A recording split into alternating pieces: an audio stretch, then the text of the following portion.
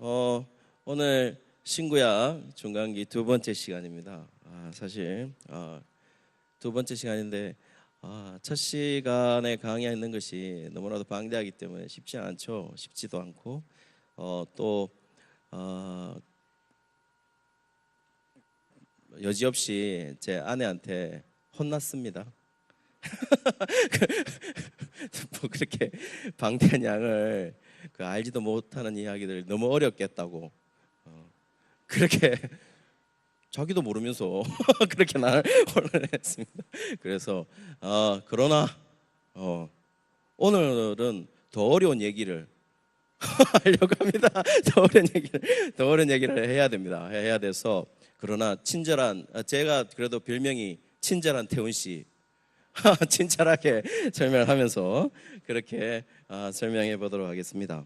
지난 시간까지는 우리가 그 신구약 중간기가 어느 정도의 역사를 가지고 있느냐라는 얘기를 했고, 신구약 중간기가 결국 그냥 흔히 우리가 일반적으로 얘기하는 것은 말라기가 기록되는 마지막 시기, 그 말라기가 기록되고 그 다음에 신약 성경이 처음 기록되는 그 시기가 신구약 중간기다 이렇게 얘기를 했고, 그 신구약 중간기의 다른 말로 제2성전 시대다 이렇게 얘기를 했습니다.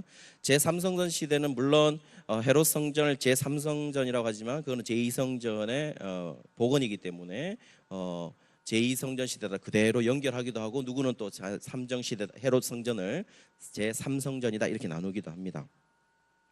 그 가운데 우리가 뭘 했냐면 메데파사, 그러니까 페르시아의 그 정책을 얘기를 했고, 페르시아 속에서 힘들었던 유대인들, 그리고 나서 뭡니까? 페르시아가 누구한테 멸망당합니까? 필립 2세 그리고 알렉산더에게 결국 멸망을 당하면서 헬라 시대가 도입하게 되는 것이죠. 그래 알렉산더가 도래하면서 헬레니즘을 모든 지역에 자기 제국에 헬레니즘을 퍼뜨리고 나서 뭐 그건 간단하겠죠. 왜냐하면 알렉산더 대왕 자체가 뭐 그렇게 그리스 철학을 고집할 이유는 없습니다. 그래서 그 헬레니즘이라는 것은 그리스 철학을 바탕으로 하고는 있지만은 결국 그리스 철학만을 가지고 있는 게 아니라 동양에 있는 문화들도 다 합쳐가지고 만든 문화, 그래서 헬레니즘 문화다 이렇게 얘기를 하는 것이죠. 그렇게 해서 알렉산더 대왕이 큰 제국을 건설했지만 결국 33살에 요절을 하죠. 과도한 음주와 고열 때문에 죽습니다. 그러니까 그 다음에는 아들이 없으니까 뭡니까? 디아도키 시대라고 해서 군사 후계자들한테 물려주게 되는 것이죠. 군사 후계자들한테 물려주면서 결국 뭡니까? 위에는 안티고누스, 저쪽 이스라엘의 오른쪽에는 셀류쿠스, 그 다음에 이스라엘의 밑에 쪽 이집트를 지키는 프톨레마이오스, 이렇게 해서 디아도키 시대다 이렇게 세 명의 군사 후계자들한테 넘겨주게 됩니다. 그런 가운데 마지막에 이 헬라 시대 끝날 때쯤 마지막에 이스라엘을 잡는 사람이 누구냐면은 셀류쿠스 왕조들입니다. 셀류쿠스 왕조. 그 셀류쿠스 왕조 실제로 안티고누스가 먼저 잡고 있을 때는 괜찮았습니다. 어느 정도 자유가 보장이 되었죠. 프톨레미가 잡았을 때, 프톨레마이오스, 이집트를 중심으로 하는 프톨레마이오스 왕조가 잡았을 때도 괜찮았습니다. 그래서 뭡니까? 실제적으로 이스라엘에게 자유권을 주었고, 이스라엘에게 세금이나 조공을 바치는 문제들을 이스라엘 사람들을 세웠습니다. 그래서 이스라엘 사람들을 세우는 그 세금 바치는 사람들이 누구냐면 바로 세리인 거죠. 그래서 이스라엘 사람들이 세리를 바라볼 때는 단순하게 우리의 세금을 거두는 자가 아니라 저기에 조공을 바치는 그 세금을 거두는 자, 그는 헬라의 수종 드는 자들이라고 생각해서 세리들을 죄인 취급했던 것이죠. 그런 세리의 죄인 취급이 결국 예수님이 왜 세리와 창녀들과 죄인들과 친구하느냐 알고 했을 때 왜 유대인이면서 죄인 취급했냐? 결국 이방인 취급한 거죠. 왜 이방인 취급하게 되느냐 하는 것도 다 그 이유가 되는 것이죠. 당시 창녀들도 사실 뭡니까? 당시 AD 1세기의 창녀들도 단순히 유대인을 상대했던 것이 아니고 로마 군인들을 상대했던 것이죠. 그래서 로마 군인들을 상대했기 때문에 창녀들도 당연히 이방 죄인 취급한 겁니다. 그래서 그런 사람들과 사실 예수님이 친구가 된 것이죠. 그래서 바리새인이나 서기관이나 율법사들이 예수님을 그것 때문에 비난한 게 된 것입니다. 결국 헬라의 마지막 부분, 이제 셀류쿠스가 잡게 되고 안티오쿠스 4세, 특별히 안티오쿠스 4세가 잡았을 때에 이제 모데인 지방 이제 유대인의 반격이 시작되는데요. 무슨 계기가 어떻게 되냐면은 모데인 지방에 마따디아스라는 그 제사장이 있었습니다. 제사장이 있었는데 그 당시 유대인과 그 다음에 헬라 장교가 와가지고 다 헬라화해라. 그리고 이 제물로 의식을 드려라. 이렇게 제사를 드려라. 이렇게 된 거죠. 그런 상황에서 유대인들 이 마따디아스가 봤을 때는 마따디아스가 이것을 제사장으로서 유대인 제사장으로서 받아들일 수 있느냐? 받아들일 수가 없는 거죠. 거기에서 그 어느 유대인과 그 장교의 목을 쳐버립니다. 마카비서는 이 상황을 뭐로 기억하냐면 내가 하나님에 대한 열심으로 그렇게 했다. 그 열심으로 기도했던 건 젤로스라는 그 열심, 질러스라는 그 열심을 어디에서 비롯됐냐면은 여러분도 아시다시피 아론의 그 비느하스 알죠? 비느하스가 모압 여인들과 가늠한 사람들을 다 목을 쳐는 그때 하나님의 열심으로 그렇게 했듯이 나도 그렇게 한다라고 마카비서에서 기록되고 있습니다. 결국 그렇게 해서 뭡니까? 그 죽인 군인 장교하고 유대인을 죽인 사건. 그 죽인 사건 때문에 결국 이 마따디아스와 자기 아들 5명과 도망하게 됩니다. 유대 구릉지로 죽이려고 하니까요. 도망가게 됩니다. 그 후에 이제 마따디아스가 BC 166년에 죽습니다. 166년에 죽고 그 뒤를 이어서 이 반란군의 뒤를 잇는 사람이 누구냐면은 바로 유다 마카베오스라는 그 세 번째 아들이 있게 되는 거거든요. 그 세 번째 아들의 이름을 빌려서 마카베오스라는 이름을 빌려서 이 반란을 마카비 반란이다 이렇게 이름 지은 겁니다. 실제적으로 우리 성도님들 신구약 중간기에 있어가지고 마카비 반란은 정말 중요한 사건입니다. 이 마카비 반란 때문에 결국 무슨 왕조가 설립이 되냐면은 바로 하스모니안 왕조라는 것이 설립이 됩니다. 이스라엘 왕조입니다. 이스라엘 왕조. 한마디로 반란군의 왕조로서 시작을 하는 것이죠. 그래서 결국 그러나 이 반란군의 왕조가 어떻게 성립되냐면은 실제적으로 이 반란군을 잡기도 쉽지 않습니다. 게릴라전을 썼거든요. 게릴라전을 썼고 안티오쿠스 4세는 실제적으로 이 반란군을 잡기가 쉽지 않았습니다. 왜냐하면 유대 구릉지로 숨었다가 게릴라전을 하듯이 또 그리고 내부 전쟁도 있었거든요. 내부 전쟁도 있었기 때문에 이 사람들을 결국 잡는 것이 쉽지 않았습니다. 그래서 결국에 나중에 이 하스모니안 왕가의 한 네 번째 중 시몬이라는 왕이 세워지게 되는데요. 그 시몬이라는 왕에게는 유대 나라의 자율성까지 주게 됩니다. 실제적으로 그 자율성은 언제 격파되냐면요. BC 63년에 폼페이 장군이 완전히 헬라를 무너뜨리고 이 로마가 패권을 잡게 되고 거기에서 유대 나라도 BC 63년에 유대 나라도 멸망하게 됩니다. 그때까지는 아무래도 자율권을 잡게 되었죠. 자, 어쨌든 그런 속에서 생각되어지는 유대인들의 생각은 어떤 생각이었을까요? 와, 진짜 이 이방 나라들 때문에 내가 죽겠구나 라는 생각이겠죠. 이방 나라들 때문에 내가 죽겠다 이런. 계속해서 무슨 생각입니까? 메데파사, 처음부터 아수르, 그 다음에 바벨론, 메데파사, 페르시아죠. 그 다음에 헬라 때문에 죽을 고생을 하죠. 이제는 로마 때문에 죽을 고생을 하죠.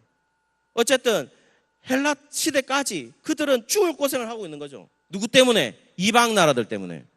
그래서 신구약 중간기에 있는 유대인들의 생각은 이제 이방인들이라 하면 지긋지긋한 거죠. 너무너무 싫은 거죠. 그래서 지난 시간에 말씀드렸다시피 구약에서의 이방인들에 대한 생각과 신약에 있는 이방인들의 생각이 달라지는 이유가 뭐냐? 바로 이런 역사적 배경이 있는 것이죠. 그러나 역사는 역사이죠. 역사는 팩트입니다. 팩트이지만 과연 이것이 맞는 생각일까? 유대인의 생각이 그렇지는 않습니다. 맞다고는 말씀드리고 싶지 않습니다. 왜냐하면은 유대인들의 생각이 이게 맞지 않습니다. 왜냐하면은 이게 다 이방인들이 나빠서 그런 거야 라고 생각하지만 절대 그렇지 않습니다. 이스라엘은 잘했느냐? 이스라엘 잘한 게 아닙니다. 이스라엘은 계속해서 실수를 하고 잘못을 합니다. 다 남 탓합니다. 다 남 탓. 저 사람들이 잘못한 거야. 실제로 구약에 하나님이 약속을 하실 때 구약 성경을 한번 보시죠. 구약 성경에 약속을 하실 때 너희가 하나님의 말씀을 잘 지키면 편안하고 안 지키면 이스라엘은 불편하다. 너는 정말 불행할 것이다. 라고 구약에서 실제로 약속했냐? 절대 그렇지 않습니다. 그러면은 뭐 다 편안해야 되는데 말씀 잘 지킬 때는 편안해야 되는데 편안했는가요? 지금 우리 대예배 속에서 다윗을 한번 보시죠. 다윗도 보시면은 다윗이 어느 때 하나님을 가장 잘 지킨 것으로 잘 봅니까? 오히려 사울에게 쫓길 때, 오히려 사울에게 고난 받을 때, 그때 다윗은 그야말로 절정에 이릅니다. 그러나 헤브론의 왕이 되고 이제 이스라엘 전체의 왕이 되었을 때는 페이드 아웃 됩니다. 오히려 뭡니까? 성전을 지으려고 해도 뭡니까? 피를 마였으니까 짓지 못하도록 합니다. 결국 뭡니까? 우리가 잘못되고 있을 때 우리를 봐야죠. 우리를 봐야 되는 것이지. 뭐 저 사람이 강하니까, 저 사람이 나쁘니까, 이런 식으로 유대인들은 생각했다는 것이죠. 그렇지 않습니다. 이게 잘못 보고 있는 것입니다. 다윗의 환난은요. 그럼 욥의 고난은요. 요셉의 환난은요. 하나님의 말씀을 안 지켜서 이 사람들이 환난을 당하는 것입니까? 노아 시대 때 노아는 힘들지 않았습니까? 결국 뭐죠? 이 이스라엘 사람들에게 지금 하나님이 바라고 있는 게 뭘까요? 예수님을 바라보게 계속 신호를 보내고 있는 것이죠. 예수님을 바라보셔서 메시아를 바라보도록, 메시아만 대망하도록, 그분만 바라보도록. 이스라엘은 지키지 않은 것이죠, 사실은.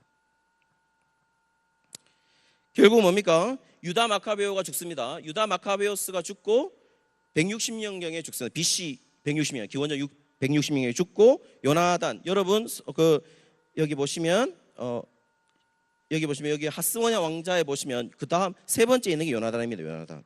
요나단이 있습니다. 그 요나단이 있고, 요나단은 결국 뭡니까? 발랑군, 여러분 이걸 아셔야 됩니다. 발랑군의 왕조잖아요. 발랑군의 왕조, 원래 이스라엘의 정치 형태는 뭡니까? 원래 이스라엘의 정치 형태는 어떻습니까? 완벽한 정치 형태는 뭡니까? 종교 권력과 흔히 말하는 세속 권력이 나눠져 있죠. 그럴 텐데요. 그렇지 않습니까? 나눠져 있습니다. 왜냐하면은 다윗왕이 있었죠. 사독 제사장이 있었죠. 그 대제사장이 있었죠. 그런 별로 나눠져 있는 거죠. 그러나 지금 발랑군이지 않습니까? 발랑군이고 그야말로 위급한 상황이기 때문에 대제사장과 이 왕을 나누지 못하는 시기죠. 이 시기는 결국 뭡니까? 유다 마카베오스가 있고 그 다음에 요나단이 됐습니다.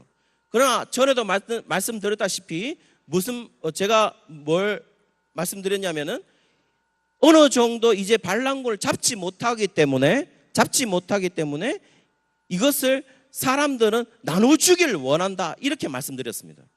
왜 그러냐면 그렇습니다.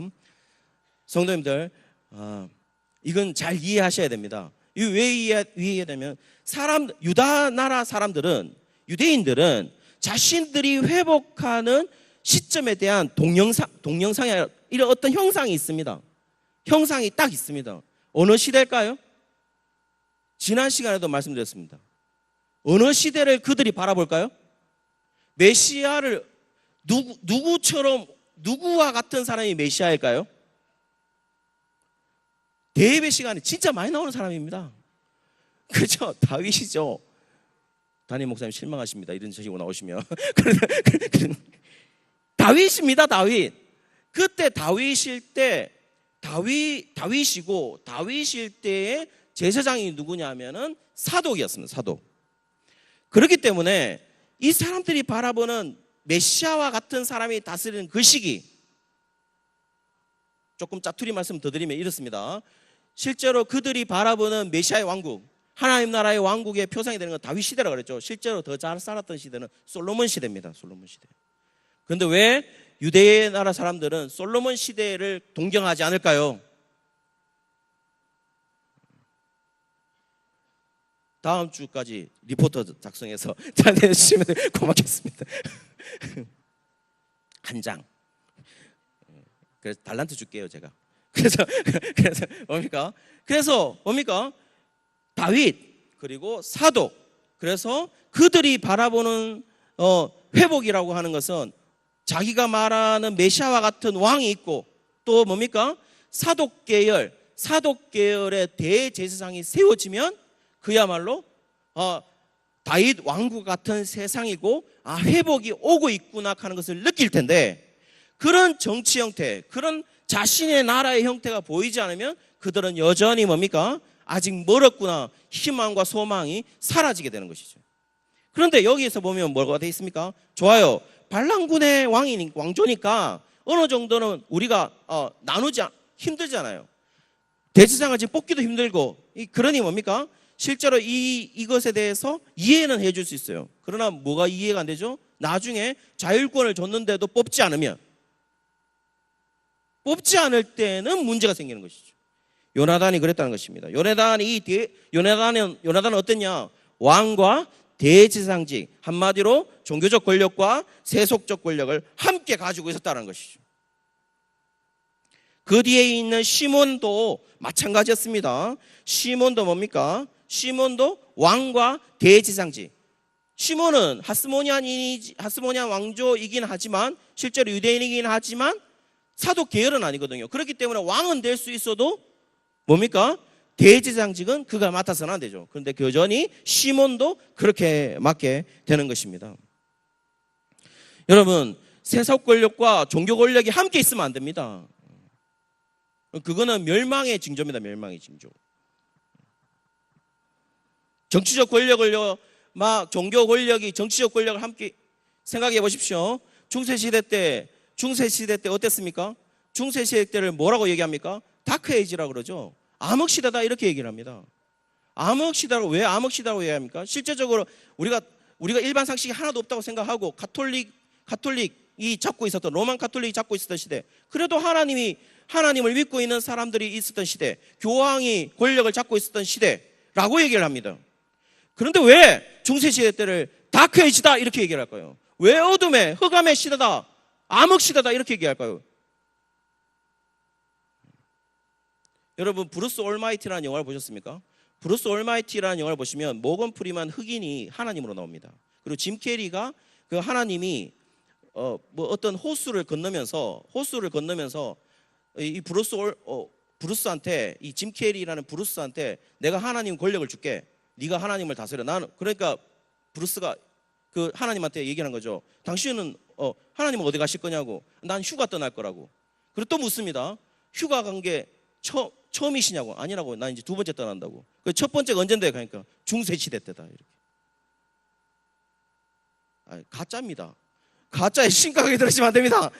의미가 그렇다고요. 의미가 뭡니까? 실제적으로 그 영화에서 보여주는 건 그만큼 암흑 시대였다는 것입니다. 하나님이 없는 시대가 됐다는 말입니다. 그런데 실제적으로 무슨 권력이 다스렸죠? 로만 가톨릭이라는 하나님을 믿고, 그래도 하나님을 믿고 있다는 그 종교 권력이 세속 권력을 잡고 있었다 이 말이에요. 결국 뭡니까? 뭘 보여주는 것이죠? 세속 권력과 종교 권력이 함께 있어가지고 한 명이 다스리잖아요? 절대로 안 되는 겁니다. 사울이 왜 안 됐을까요? 사울이 왜 안 됐다고 생각하세요? 왜 제사 드리는 게 안 될까요? 왜 모세는 못 들어갔을까요? 모세와 같은 선지자가 필요한 것이지 모세가 필요한 게 아닙니다, 여러분. 모세를 바라봐야 되는 게 아니고 모세와 같은 선지자가 일어날 건데 그 한 선지자, 모세와 같은 그 선지자를 바라봐야 되는 것이죠. 지금 이 시대가 그랬다는 겁니다. 그래서 결국 뭡니까? 왕과 대제사장 함께 있었다는 것이죠. 이제는 막 무너집니다. 하스모니안 왕과 하나님의 열심으로 일어났지만 왕조가 결국 그 다음에 왕조 요한 힐카누스 같은 경우에는 어땠냐? 요한 힐카누스는 무조건 뭡니까? 땅 따먹기식 논쟁이었습니다. 계속 개종시키고 영토 확장하고, 단순히 사도행전 1장 8절에 있는 그런 영토 확장이 아닙니다. 구속사회 확장이 아니고 종말론적 사고방식에 의해서 정말 하나님의 나라를 확장해야 되겠다 이런 방식이 아니라 자기 욕심, 자기 야망, 이걸로 확장을 시킨 거죠. 결국 어떻게 합니까? 그리심산에 있는 성전을 파괴합니다.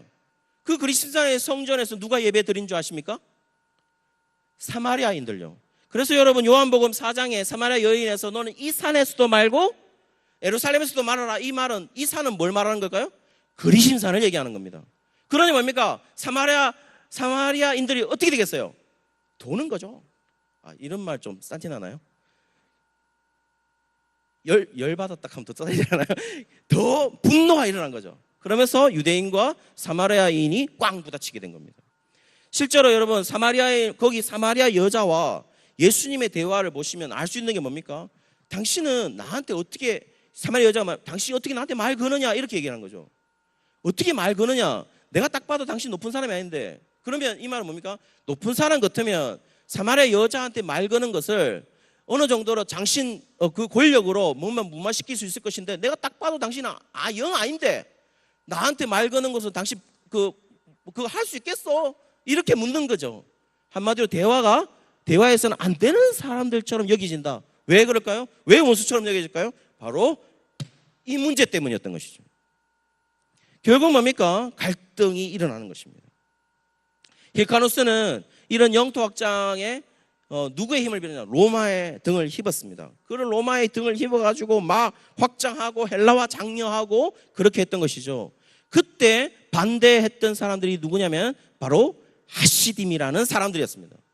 그 하시딤이라는 그 무리들의 이 후신, 한마디로 하시딤의 다음 세대, 이 하시딤의 계승을 이었던 사람들이 누구냐면 바로 바리새인들이었던 것이죠. 바리새인들. 그래서 여러분 이렇게 구분하시면 됩니다.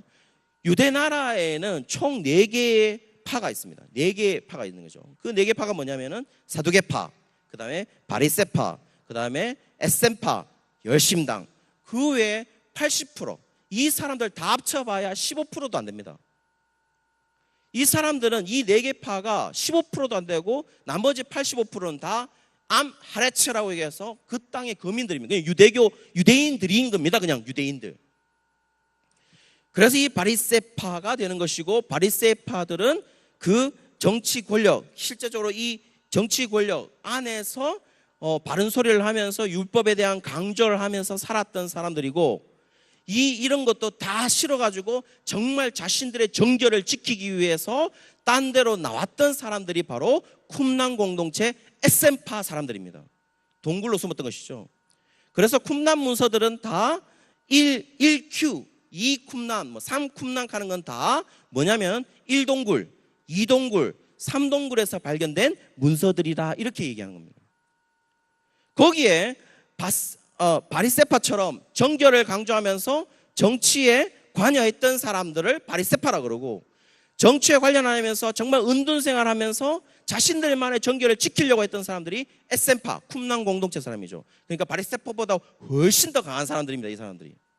그리고 관여하면서도 이것에 대해서 정결을 지키지 않는 것에 대해서 처벌까지 하면서 열심을 다해서 무력까지 사용하면서 정결을 지키려고 했던 사람들이 열심당인 것이죠. 사두개파는요? 사두개파는 사둑 계열의 사람들입니다. 그래 한마디로 뭡니까? 성전 안에서 비려먹으면서 뭡니까? 사람들의 성전세 이런 것들을 먹으면서 살아가는 그런 사람들이 바로 사두개파인 것입니다. 그 외의 사람들은 85% 되는 사람들은 그냥 유대인들이었던 것이죠. 어쨌든 이 하시딤이 반발을 했습니다. 반발을 하고 그 반발을 하는 통에 그 다음에 점점 더 이제 이 마카비 혈통, 한마디로 마카비 반란, 하나님의 열심으로 그 장교를 죽였던, 그리고 어느 유대인 통역하는 그 유대인들, 헬라화하라고 하는 유대인을 죽였던 그런 열심은 사라지게 되는 것이죠. 요한 힐카누스 다음에 왕으로 선격한 사람이 누구냐면 알렉산더 얀네오스입니다. 얀네오스. 근데 알렉산더 얀네오스는 대제사장으로 제사를 드리는 것에 대해서 유대인들이 비웃었습니다. 자기가 무슨 대제사장이야? 웃긴다 쳐. 그러면서 그 비웃는 유대인 6,000명을 죽이게 됩니다. 그리고 바리새인들 800명을 학살하게 되는 것이죠. 이제부터는 뭡니까? 이 하스모니안 왕가가 처음에 계승할 때는 어땠죠? 하나님의 열심으로 세워졌던 그 왕가가 이제는 점점 더 하나님에 대한 것으로 멀어지게 되는 것이죠. 이런 일로 통해서 이 헬라와 장려에 정말 치가 떨리는 거죠, 유대인들은. 그러면서 헬라주의와 유대주의가 극렬하게 대립하게 되는 겁니다. 성도님들 보시면 여러분 그 아시면 그 있지 않습니까? 사도행전에도 보시면 그 어떤 불공평한 것이 보입니다. 사도행전에 보시면은 그 집사들을 왜 뽑게 됩니까? 집사들을 뽑는 배경에 보시면 헬라파 가부들한테 그 나눠주는 것을 잘 나눠주지 않았다고 해서 사도들이 원래 나눠주고 있었는데 그 사도들이 그것까지 신경을 못 쓰게 되자 헬라파 가부들이 못 나눠 먹게 됩니다. 그래서 뭡니까? 이거 나눠주는 일을 뽑자라고 해서 7 집사를 뽑게 되는 것이죠. 그 왜 헬라파 가부 미망인들일까요? 왜 미망인들일까요? 이걸 아셔야 됩니다. 다 디아스포라 유대인들이었던 것이죠. 다 디아스포라 유대인들인데 남자들은 어디 가서 죽어야 됩니까? 다 시온이즘, 시온산에 의해서 예루살렘에서 죽기를 원하는 거죠. 그러면 죽을 때가 되면은 다 어디로 옵니까? 골로 오는 거죠. 예루살렘으로 오게 되는 거죠. 그러면 예루살렘 남자들은 죽지만 여자들은 살아있는 것이죠. 그러니까 미망인이 되는 것이죠. 그 사람들이 지금 사도행전의 그 교회에 있는 것이죠. 헬라파 가부들. 그러니까 헬라파 가부들인 겁니다. 그런데 그 헬라파 가부들은 당연히 뭡니까? 당시 마가다락방에 있는 그 교회, 처음 교회, 그 교회에서는 당연히 유대 그리스도인들이 잡고 있을 수밖에 없죠.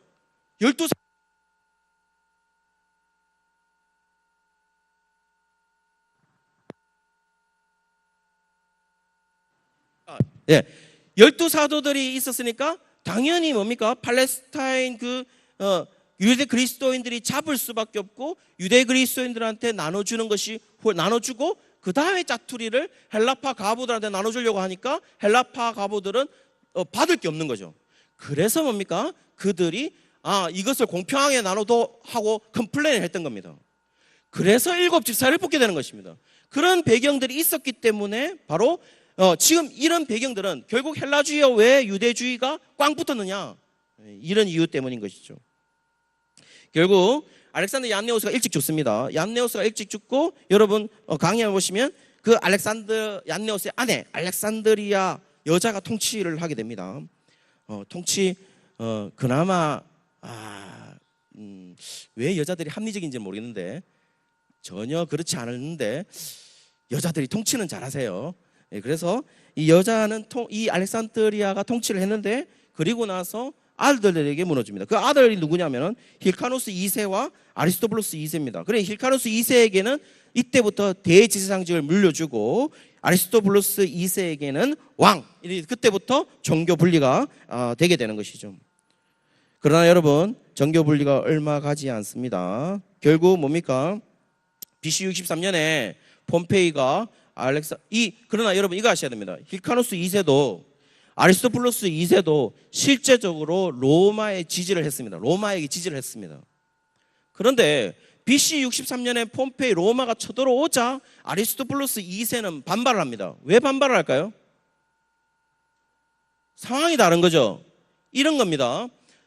아무리 지지를 했어도 우리에게 자율권을 줘서 우리가 왕을 다스리고 대제사장직을 가지고 우리 자율권을 가지고 우리나라를 다스리는 거 하고 63년에 와가지고 다 썰어가지고 완전히 성전까지 완전히 엎어놓고 너희들 다 죽여버리고 이런 상황 속에서는 아리스토블루스 2세는 뭡니까? 왕의 직책을 완전히 모든 걸 빼앗겨버리는 것이기 때문에 당연히 로마를 지지했지만 이 상황과는 다른 것이죠. 그렇기 때문에 쳐들어온 것에 대해서 반발을 하기 시작합니다. 반발을 하자마자 결국 아리스토블루스 2세는 죽게 됩니다. 죽게 되고 누가 다냐면은 아리스토블루스 2세가 죽게 되자 그 왕의 자리, 그 왕 자리를 결국 로마가 파견을 하게 되는데요. 그 파견을 해서 왕 되는 사람이 누구냐면 바로 안티파터입니다. 이두메 사람이죠. 그 사람이 누구냐면은 여러분 유아 살해를 명령했던 예수님이 유아일 때 살해를 명령했던 그 헤롯의 아버지가 되는 겁니다. 이두메 사람인 거죠. 그래서 그 사람이 바로 안티파터인 겁니다. 안티파터는 사실 그 BC 47년쯤에 알렉산드리아에서 로마 군대까지 돕습니다. 굉장히 로마를 잘 돕습니다. 결국 뭡니까? 세금도 감면해주고 예루살렘 성벽도 재건하락해주고 다른 성읍을 요새화시키는 것도 허락을 해줍니다. 로마가. 왜냐하면 로마를 도왔으니까. 안티파터가 예속 왕으로서. 그때에 무슨 일이 벌어지냐면 결정적인 사건이 일어나는데 그때에 유대교가 발생하게 됩니다. 유대교와 합법적인 종교로 세워지는 것이죠. 유대교로. 주다이즘, 유대교. 그러면 여러분 이상하지 않나요? 그러면 유대인들은 종교가 없었나요? 유대인들 종교가 없었어요? 종교 있었죠. 종교 있었습니다. 그래서 이 유대교는 실제적으로 유대교는 뭐와 다르냐면은 지금 이스라엘 종교와는 다른 겁니다. 왜냐하면 이 유대교의 합법적인 종교는 누가 세우냐면 이두메 사람이 세우는 거거든요. 안티파터가 세우는 거란 말입니다. 그래서 실제적으로 구약 많은 사람들이 이런 생각합니다. 왜 예수님이 왜 성전을 향해서 성전은 있는 건데 왜 성전을 구약에서는 지으라 했는데 지어가지고 잘 지었는데 하나님의 말씀대로 지었는데 왜 그 성전을 파괴하라 그러지? 예수님은 구약을 폐기시키고 있나? 이렇게 생각하는 사람들이 많습니다. 그렇지 않습니다. 그렇지 않아요. 이스라엘의 종교는 그야말로 은혜의 종교죠. 은혜의 종교입니다. 어떻게 은혜의 종교죠? 선택을 한 다음에 뭡니까? 언약 안에 이미 백성들이 들어와 있습니다. 그 언약의 백성들이 죄를 지으면은 하나님이 그 죄를 사할 수 있도록 무슨 제도를 주셨죠? 제사 제도를 주셨지 않습니까? 그렇기 때문에 이런 선택이 먼저고 구원이 먼저란 말이에요. 그런 은혜의 종교의 은혜 안에 있는 구약, 그 구약을 예수님이 비난하고 있는 게 아니란 말입니다. 그러면 예수님이 지금 만약 바리새인들하고 싸우고 있다면, 서기관들하고 싸우고 있다면, 성전을 파괴하라 그랬다면 도대체 어떤 것을 의미했느냐? 바로 이두메 사람이 세운, 안티파터가 세운 그 유대교, 한마디로 이스라엘 종교에서 유대교로 변한 유대인들, 이스라엘의 종교가 구약의 종교였다가 이 유대교로 변한 이 유대교, 변형된 이 유대교, 이스라엘 종교, 이 종교에게 지금 예수님은 구약을 비난하는 게 아니고 지금 뭘 비난하고 있는 걸까요? 지금 이 변형된 이스라엘의 종교, 변형된 이 구약의 종교, 이것을 지금 예수님이 비난하고 있다 이 말입니다.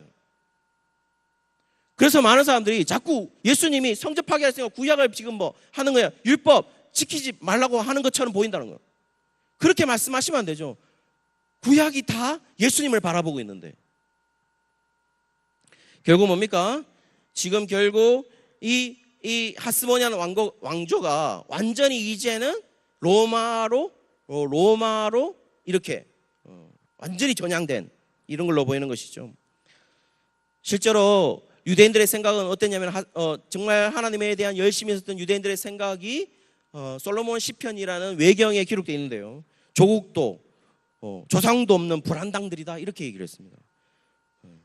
그 정도로 과거에 전 세계를 휩쓸던 역병과 같은 놈들이다 이렇게 이 로마를 비판을 했습니다.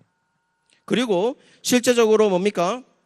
BC 63년에 폼페이가 와가지고 성전을 다 무너뜨렸을 때 그때에 유대인들의 생각은 뭐냐면 하스모니안 왕가들에 대한 하나님의 심판이다 이렇게 생각을 했습니다. 깨달아야 되는데요. 하나님의 백성들은 깨달아야 되는데 깨닫지 못합니다. 안티파터는 말이죠. BC 43년에 죽습니다. 43년에 죽고 그 아들 헤롯이 로마의 힘을 빌어서 유대의 왕이 됩니다. 그 헤롯이 누구냐면 여러분도 잘 알고 계시는 바로 그 유아 살해를 명령했던 헤롯. 그러니까 예수님이 2살 아래 이하의 애들은 다 죽여라 했던 그 헤롯입니다. 그 헤롯. 이 헤롯은 실제적으로 당시 뭡니까? 안티고누스라든지 이런 사람들과 싸워가지고 뭡니까? 유대 다윗, 솔로몬 제국 거의 다를 회복합니다. 그러나 가시적인 회복이죠. 내부의 상황은 단순한 회복이 아니었습니다. 한마디로 로마의 등을 입은 회복이었던 것이죠. 이 사람은 헤롯 대왕이라고 칭을 받습니다. 이유가 있습니다. 이유가. 로마 이 헤롯 대왕이 이 헤롯이란 이 예속왕, 안티파터 다음에 이두메 사람으로서 원래 자신이 정통 유대 나라 사람이 아닌 사람으로서 왕이 되었기 때문에 예속왕으로서 이 사람이 가고 싶은 데는 어딜까요? 우리나라로 말하면 한 군수급 정도밖에 안 될 텐데 이 사람이 갈 수 있는 것은 결국 중앙인 것이 중앙. 이둠의 사람으로서 인정을 받아가지고. 그러면 인정을 받기 위해서 이 사람이 할 수 있는 게 뭘까요? 이 사람 자체가 이 사람이 인정을 받으려면 유대 나라 왕으로서, 유대가 로마에게 인정을 받는 왕으로, 예소왕으로서 인정을 받으려면 유대가 조공을 잘 바쳐야 되고, 조공을 잘 바치면서도 반란이 없어야 되겠죠. 헤롯이 정말 잘하네 라고 인정을 받으려면, 그러면 문제가 있습니다. 이 사람들이, 유대 나라 사람이, 이둠의 사람인 자신에게 말을 잘 듣게 하기 위해서는 어떤 식으로 자신이 생각했냐면, 내가 유대교로 개종을 해야 되겠다 이렇게 생각한 거죠. 그 유대교로 개종을 했습니다. 개종 실제로 했습니다. 실제로 여러분, 헤롯 당이라고 해서 유대교에 심취한 사람들, 바리새인과 함께 힘을 같이 했던 사람들, 헤롯 당이라고 그러는데요. 그 헤롯 당이 그만큼 위에 있을 만큼 유대교에 열심히 했던 사람들입니다. 그건 헤롯을 보고한 거죠. 그러나 헤롯은 가짜입니다, 사실은. 왜냐하면 자신은 로마에게 인정받기 위해서는 유대가 반란이 없어야 되고, 조공은 그 대신 또 잘 바쳐야 되고, 그러면 자신이 뭡니까? 이 사람들을 말 잘 듣게 하기 위해서는 이 유대 나라 사람들이 가장 말을 잘 듣는 사람이라면 누구냐면 바로 메시아라고 인정되는 사람이죠. 자, 다시요. 그러면 유대 나라 사람들이 메시아라고 인정되는 사람은 누구라고 하겠습니까? 어느 왕? 다윗 왕이라고 그랬죠. 다윗이 한 일이 뭡니까? 두 가지가 있습니다. 이스라엘을 위해서 대표해서 싸우죠. 그렇죠? 이스라엘을 위해서 대표해서 싸웁니다. 그리고 다윗이 실제적으로, 유대 나라 사람들은 솔로몬 성전이라고 하지만 그 성전을 이제 누가 다 준비를 해줬습니까? 누가 먼저 성전을 지으려고 했습니까? 다윗이죠. 그렇기 때문에 메시아라고 인정되는 다윗과 같은 사람이라면 다윗이 한 일은 이스라엘을 대표해서 싸우고 성전을 짓는 겁니다. 그래서 헤롯은 다윗과 같은 사람이기 위해서, 이스라엘의 영토를 회복하게 하기 위해서 이스라엘의 대표해서 싸웠고, 그리고 성전을 짓는 것입니다. 그것이 바로 제3성전이라고 하는 헤롯 성전이었던 것이죠. 그런데 그게 왜 문제가 되는데? 라고 물으신다면, 당시 그리스도라고 하는 사람, 메시아라고 하는 기름 부음 받은 자, 그리스도라는 사람은 곧 누구를 말하냐면은 바로 유대인의 왕을 의미합니다. 그건 성경에 나와 있습니다. 왜 성경에 나와 있죠? 동방박사가 왔을 때 동방박사는 예수님을 향하여서 누가 어디에서 나시냐고 물었습니까? 유대인의 왕이 어디서 나시냐 이래 물었습니다. 거짓말하는 거겠습니까, 제가? 그렇지 않죠? 그 유대인의 왕이 어디서 나시냐 이렇게 묻습니다. 그런데 똑같이, 그리고 나서 동방박사들한테 뭐냐면 헤롯이 마음에도 없는 얘기를 합니다. 어디서 그거 알게 되면 나한테도 얘기해도 내가 거기서 경배할게 라고 나서 대제사장들하고 서기관들한테 묻습니다. 대제사장들인가요? 그거 묻습니다. 그 뭐라고 묻습니까? 똑같은 예수님을 향하여 누가 어디서 나시냐 이래 뭐라고 물었습니까? 그리스도가 어디서 나시냐 이래 물었던 것이죠. 자, 그러면 이 본문에서, 마태복음의 이 본문에서 알 수 있는 게 뭡니까? 한 예수님을 향하여 동방박사는 그리스도가 어디서 나시냐, 왕이 어디서 나시냐라고 물었고, 헤롯은 그리스도가 어디서 나시냐라고 물었습니다. 그 말은 전체 가지고 있는 유대인들의 생각은 어떤 생각을 가지고 있다는 것이죠? 유대인의 왕과 그리스도, 메시아는 동일 인물이라는 것이죠. 그런데 지금 헤롯은 뭡니까? 자신은 뭐 해야 됩니까? 자신이 지금 유대인의 왕이잖아요. 그리고 자신은 메시아로서 이 사람들을 조공을 잘 바치게 하고 내 말을 잘 듣게 하기 위해서 나는 이미 메시아가 되어 있는 사람입니다. 그러니 일반적으로 유대인의 생각은 왕, 메시아, 그 사람이 하나님의 아들, 여러분 인자, 사람의 아들, son of man 이라는 이 사람의 아들이라는 것도 실제적으로 다 사람의 아들이죠. 다 사람의 아들인데 어떤 한 사람을 지칭해서 저 사람이 사람의 아들이다 라고 하면은 그건 또 상황이 달라지는 겁니다. 왜? 메시아는 인간으로 오기 때문이죠. 그런 사상들이 유대인들에게 편만에 있었다는 겁니다. 그러니 뭡니까? 지금 예수님이 나신 것에 대해서 그리스도가 어디서 나시냐? 왕이 어디서 나시냐? 지금 왕은 자기인데, 그러니 헤롯은 참지 못하고 유아살해를 명령하게 되는 것입니다. 그것 때문에 유아살해를 명령하게 되는 것이죠. 그런데 문제가 생깁니다. 일반 역사 속에 헤롯 대왕이 유아살해를 명령했으면, 그 유아살해 명령이 두 살 아래 다 죽여라 라고 명령했으면 이게 일반 역사 속에 기록이 돼야 되는데 일반 역사 속에 기록되지 않습니다. 실제로 여러분, 이집트 역사 속에서도 이집트에서 히브리 노예들 그만큼 많았고 히브리 노예들을 탈출했으면 이집트 역사 속에 기록될 만하잖아요. 이집트 역사 속에 기록되고 있지 않습니다. 그런데 이게 다 가짜다, 이게 만들어내온 것이다, 신화적인 것이다, 이렇게 생각하지만 헤롯의 성격을 보면 여러분 그렇지 않습니다. 헤롯의 성격을 보면 그렇지 않습니다. 헤롯을 보시면 여러분, 이 헤롯이 결국 처음에 아내가 도리스입니다. 도리스. 처음에 아내가 도리스이고, 여러분 강의 안에 보시면 강의 한번 보실까요? 강의 안에 여러분 뒤에 뒷페이지에 보시면 그 헤롯 해놓고 위에 헤롯 돼 있죠. 헤롯 돼 있고 첫 번째 안에 도리스 돼 있습니다. 요걸 딱 보시면서 이제 보시면 될 것 같습니다. 이 도리스입니다. 도리스. 이 도리스와 결혼을 합니다. 그런데요, 도리스를 버립니다. 왜 버릴까요? 도리스는 이스라엘 전통적 아내가 아닙니다. 그러니까 이스라엘 정통적인 아내 힐카누스 2세의 손녀인 마리암메라는 여자와 결혼을 합니다. 여러분 보시면 이 마리암메가 누구냐 하면은 바로 하스모니안인 세 번째 마리암메라는 이 하스모니안 여자와 결혼을 합니다. 결혼을 시작하죠. 그러면 이 왜 결혼했을까요? 내 아내, 나는 이두메 사람이지만 내 아내는 유대 정통인 사람이야, 한마디로 하스모니안 계열이야 라고 해서 그렇게 해서 자신의 아내를 이용하려고 했지만 결국 신망받는 데는 어떻게 되느냐? 실패를 합니다.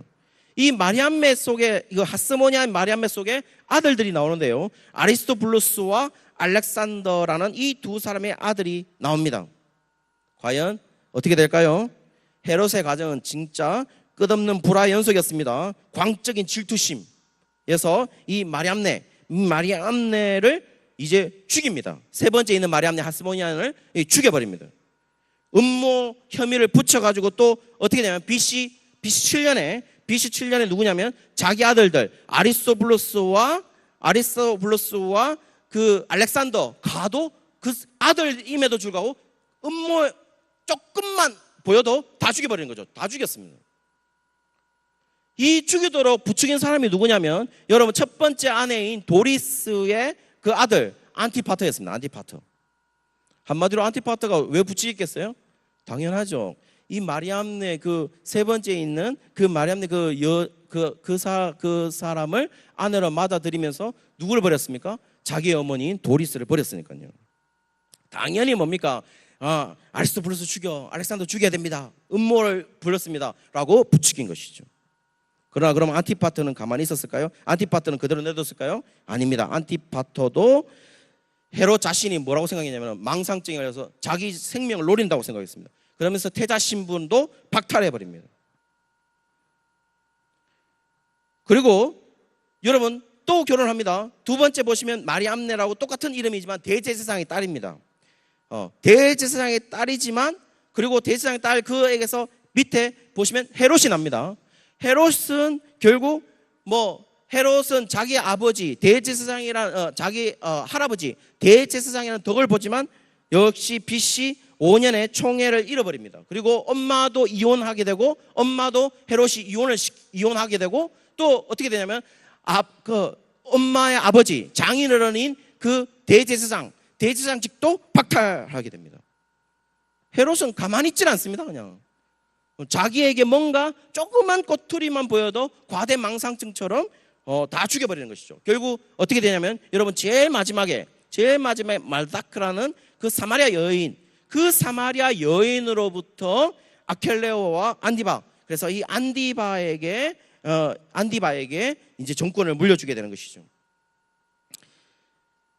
이 헤롯은 언제 죽냐면은 BC 4년에 3월에 죽습니다. BC 4년 3월에. 그러면 여러분 이게 BC 4년 3월에 죽게 된다는 말은 뭘 의미할까요? 여러분 BC 4년 3월 전에 예수님이 태어나야 되는 것이죠. 성도님들, 자, 저 따라해 보세요. 다 껐다 끓여주세요.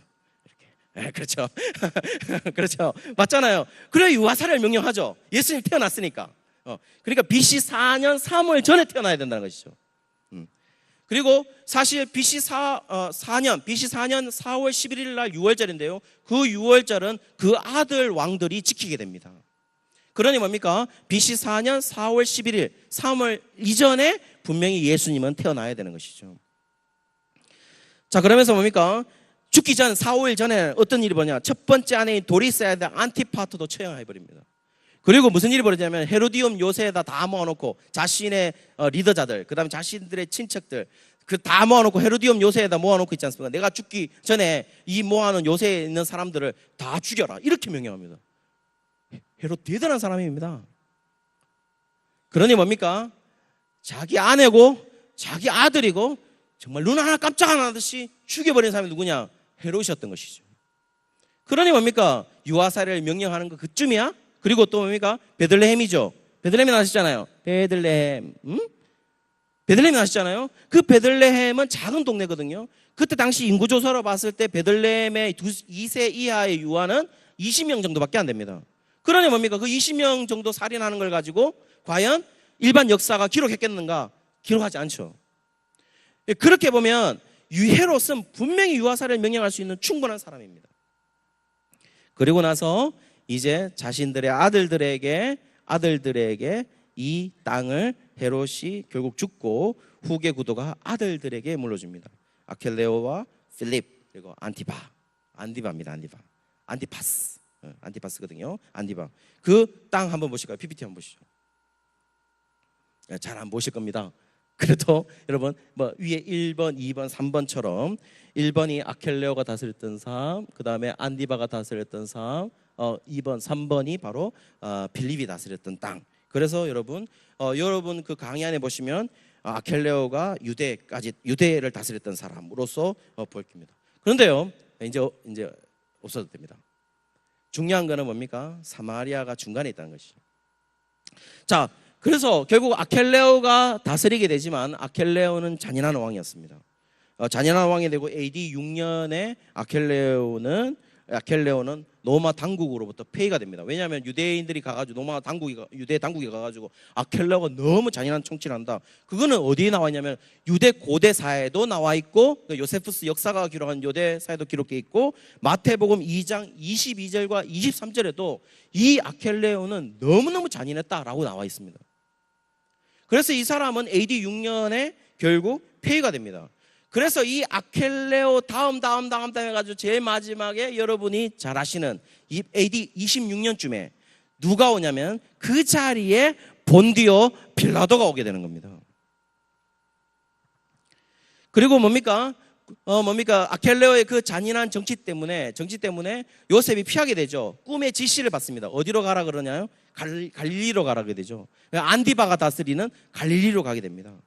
안디바는 평화로운 정치를 한 사람은 아닙니다. 아켈레오보다는 유순한 정치를 했고 로마에게 잘 보이기 위해서 아켈레오 전체를 안 밟기 위해서 유대나라 사람들 어느 정도 당근과 채찍을 함께 하면서 굉장히 정치를 잘했습니다. 그리고 로마에게 잘 보이기 위해서 티베리우스, 아우구스투스 계승한 황제 그 티베리우스의 이름을 이렇게 기념하기 위해서 티베리우스 이 성 디베랴라는 새로운 도성을 건축하게 되는 것이죠. 그래서 거기가 바로 디베랴 바닷가고 아까 안디바가 다스렸던 지역이 뭐냐면 갈릴리 지역이잖아요. 그래서 디베랴 호수가 디베랴 바다, 갈릴리 호수, 갈릴리 바다 다 어느 쪽에서 보느냐에 따라서 다 같은 곳을 의미하는 것이죠. 그래서 꿈의 지시함을 받아서 그래서 살 수 있었던 그곳이 바로 안디바가 다스리던 곳이었습니다. 그런데 무슨 일이 벌어지죠? 안디바가 헤로디아를 차지하게 되죠. 여러분 헤로디아가 누굴까요? 여러분 헤로디아 보시면 헤로디아는 마리암네, 대제사장 땅 마리암네의 아들 헤롯의 아내였습니다. 헤롯의 아내고 또 누구의 딸이냐면은 아리스토블루스의 딸이 헤로디아입니다. 여러분 여기 강의 안에 보시면 나와 있습니다. 그러니까 뭡니까? 헤롯, 지금 안디바는 헤롯의 이복 형제죠. 아리스토블루스의 이복 형제입니다. 그러면 헤로디아는, 적어도 헤로디아는 뭘 의미할까요? 헤로디아는 안디바에게 있어서 헤롯과 관계된다면 뭡니까? 이복 형제의 아내를 뺏은 것이고, 아리스토블루스에 의한다면 조카를 지금 아내 삼은 것이죠. 그렇게 취한 것이 됩니다. 그걸 누가 비난했죠? 그걸 누가 비난했습니까? 세례 요한이 비난을 했죠. 세례 요한이 비난을 했습니다. 마가복음 6장이나 보시면, 누가복음 3장에 보시면 그렇게 비난한 게 나오죠. 예수님도 뭡니까? 마가복음 10장 11절에 보시면 마치 안디바와 헤로디아를 염두에 두고 이르시되 누구든지 그 아내를 버리고 다른 데에 장가드는 자는 본처에게 간음한 행동이요, 또 아내가 남편을 버리고 다른 데로 시집가면 간음한 것이다, 이렇게 얘기하는 것이 보면 이 헤로디아를 보고 얘기하고 있는 것이죠. 결국 뭡니까?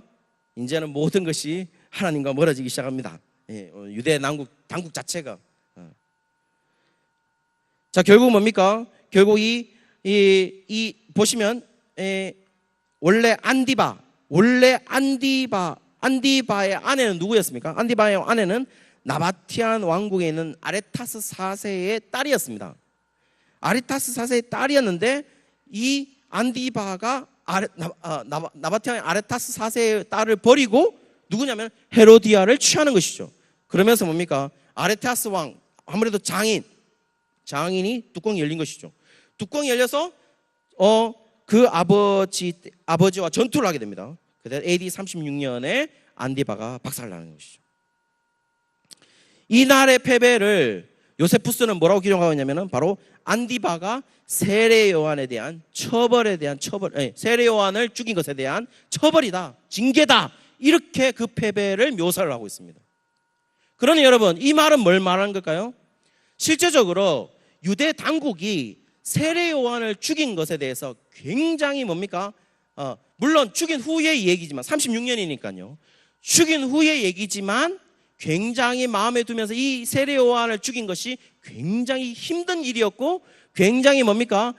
이슈되는 일이었고, 한마디로 반란의 조짐까지. 왜냐하면 종교적 지도자였으니까, 영적인 지도자였으니까요. 그걸 의미한다면 왜 예수님을 예수님을 계속 재판을 돌리잖아요. 그 재판을 돌릴 때 왜 유대 당국이 보내고, 왜 로마로 다시 보내가지고 로마가 죽이게 만들고, 로마는 본디오 빌라도가 뭐라 그러나요?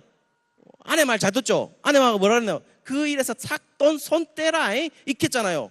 그래서 그 여자의 말을 듣고 다시 또 유대 당국으로 보내고, 뭐 이러면서 왔다 갔다 하는 이유가 뭐냐? 세례 요한을 죽여봤기 때문에 세례 요한을 죽이고 예수님까지 죽여버리게 되면 그때 후에 일어날 어떤 반란에 대해서 굉장히 위험스러웠다는 것이죠.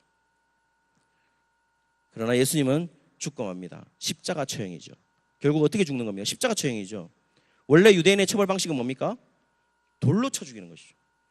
돌로 쳐 죽이는 것인데, 십자가로 죽었다는 것은 결국 율법에 의해서 나무에 달린 자마다 저주받는, 결국 이방인으로서 예수님을 죽여버리게 되는 것이죠. 그러면서 유대인들이 손톱게 되는 겁니다. 이것이 신약의 바로 전까지의 사건입니다. 어떻습니까? 그리고 이 아레타스 왕 4세가 나중에 이 아레다 왕이 나옵니다. 어디 나오게 되면 고린도후서에 보면 다메섹 왕, 그리고 아라비아를 다스렸던 다메섹 왕, 그 아레타스 4세가 바로 이 안디바의 장인인 것이었죠. 그러면서 뭡니까? 광주리 타고 내려올 때 바울이 전도할 때 광주리 타고 내려올 때 그 아레다 왕 고관들이 잡으라고 할 때 그 아레다 왕이 누구냐면 바로 이 사람이었던 것이죠. 그러면 뭐예요? 유대 왕국에 대해서 굉장히 뭡니까? 원수적인 어떤 들끓는 사람이었죠. 그러면 바울이 거기에서 뭡니까? 당시 뭡니까? 유대교, 기독교는 확실히 나눠지지 않은 시기인데, 바울이 거기서 다메섹에서 뭐 했을까요? 회당에 가서 막 전도하고 다니니까 뭡니까? 잡으라고 했겠죠. 어떤 유대인이 막 전도하고 다닌다고. 그러면 뭡니까? 아레다 왕은 뭡니까? 내 그 사위 그놈하고도 내가 지금 근데 죽이라 한 거죠. 결국 바울도 그렇게 해서 쫓겨나게 되는 것이죠. 어떤 걸로 보십니까? 신구약 중간기가 역사를 바라보는 사람들에게 있어서 이 중간기가 어떻게 보일까요? 저는 힘든 고난의 세월이고 하나님의 백성들이 고난의 세월로 보이기도 하지만 여전히 하나님은 역사하셔서 하나님 자신의 구속사, 하나님의 자신의 구원의 역사를 여전히 펼치시는 하나님, 그리고 그 고난 속에서 그 역사를 바라보는 자는 살고 고난 받는다 할지라도 그것을 제대로 바라보지 못하는 자는 영원히 멸망하는 사람으로 볼 수밖에 없는 것입니다. 여러분의 성도님의 삶은 어떠신가요? 그 삶 속에서 구원의 역사에 하나님의 역사를 바라보고 계신가요? 그렇다면 여러분, 우리들은 복 있는 사람들입니다. 기도하겠습니다.